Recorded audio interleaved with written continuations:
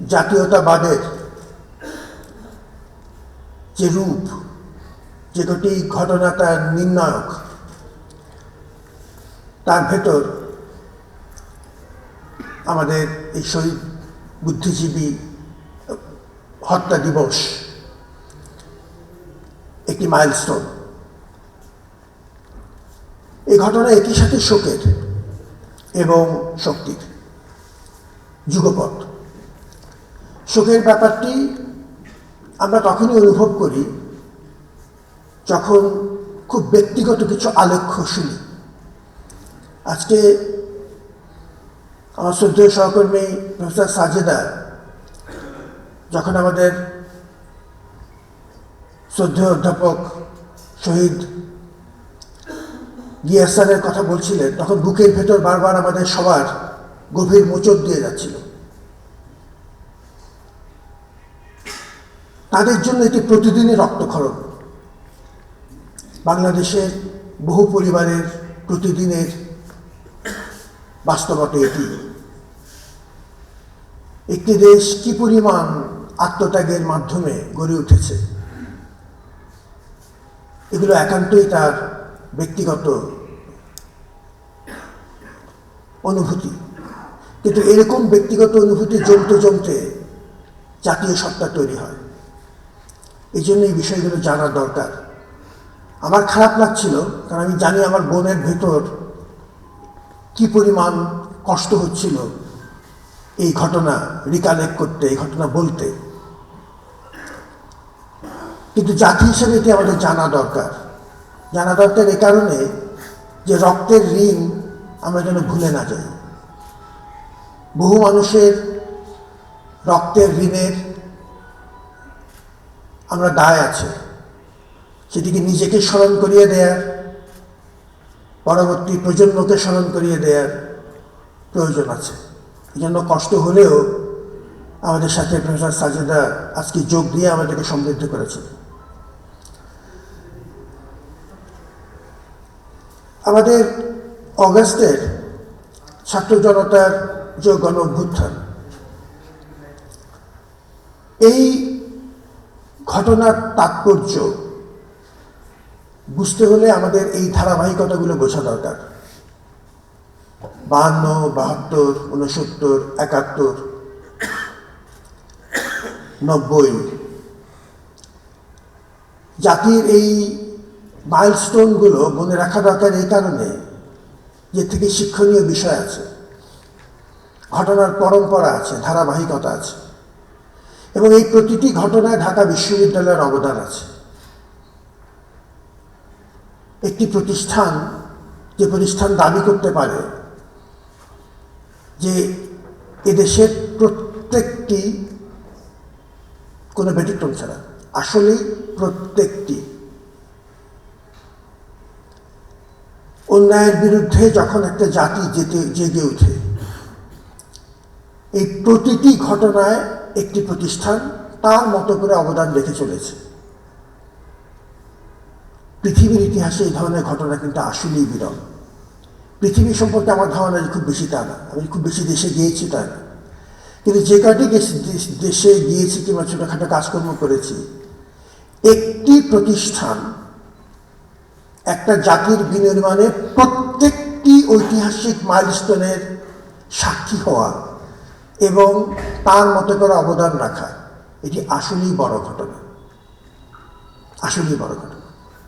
ঢাকা বিশ্ববিদ্যালয় হিসেবে আমরা অনেক বিষয়ে অহংকার করতে পারি, কোনো কোনো ক্ষেত্রে সেই অহংকার কিছুটা আত্মম্ভরিতার মধ্য দিয়ে হালকা হয়ে যায়।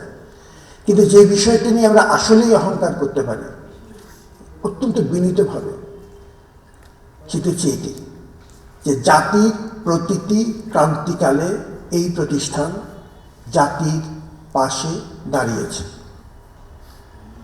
তার সীমাবদ্ধ সামর্থ্যে যতটুকু করা সম্ভব সেটি এই প্রতিষ্ঠান করেছে।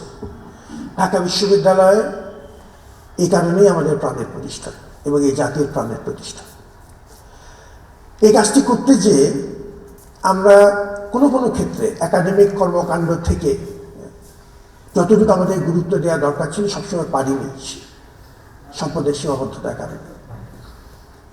কিন্তু যখন আপনি অন্যভাবে চিন্তা করেন যে জাতির প্রয়োজনে এই প্রতিষ্ঠান প্রতিবার উঠে দাঁড়িয়েছে, রক্ত দিয়েছে, মেধা দিয়েছে, শ্রম দিয়েছে,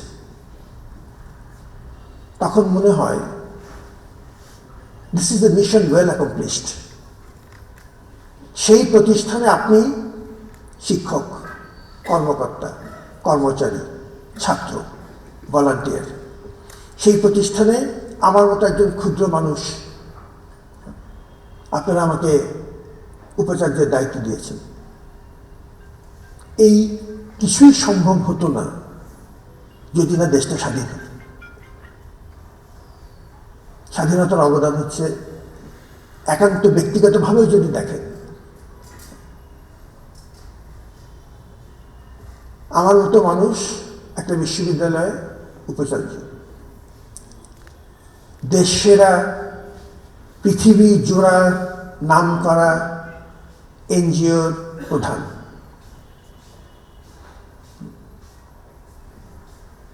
মিলিটারি জেনারেল, সবই সম্ভব হয়েছে কারণ এ দেশটা কিছু মানুষের রক্তে স্বাধীন হয়েছে। এই সহজ সত্যটি যত দ্রুত বোঝা যাবে তত ভালো। আমি রাজনীতির মানুষ নেই, দলীয় রাজনীতি নিয়ে আমার আগ্রহ শূন্য, কোনো আগ্রহ নেই।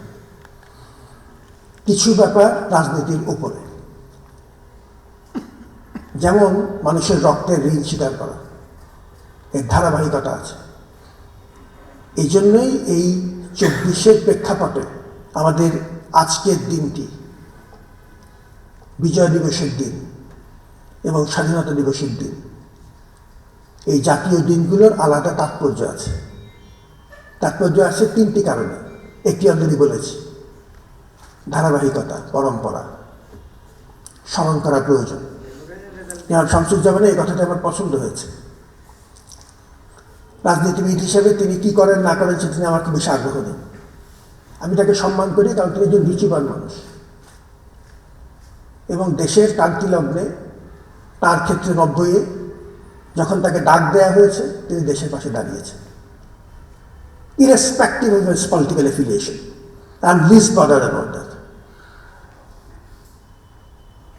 দ্বিতীয় শিক্ষা হচ্ছে, যখন আমাকে ডাকা হবে আমি দাঁড়াবো কিনা। 24 আমাদেরকে শিক্ষা দিয়েছে যে আমাদের সন্তানরা দাঁড়িয়েছে, জাতির প্রয়োজনে দাঁড়িয়েছে এবং একটা অসাধ্য সাধন করেছে। আবার অসাধ্য সাধন করার যে ঐতিহ্য প্রফেসর গিয়াস করেছেন, সাঈদ মুগ্ধরা তার ধারাবাহিকতা রক্ষা করেছে। তৃতীয় শিক্ষা হচ্ছে, যার যার পর্যায় থেকে সেই ভূমিকাটি পালন করছে কিনা, এটাই রক্তের ঋণ শোধ করার ন্যূনতম উপায়।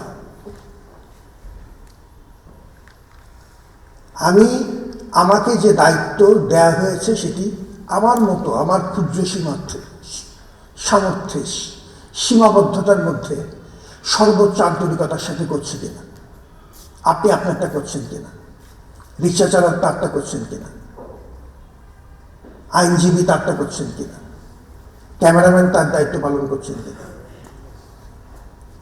এটাই রক্তের ঋণ শোধ করার ন্যূনতম একটি উপায়। আজকে যার যার পর্যায় থেকে এই দায়িত্বটি পালন করতে পারলে কিছুটা অন্তত জবাব দেওয়া যাবে।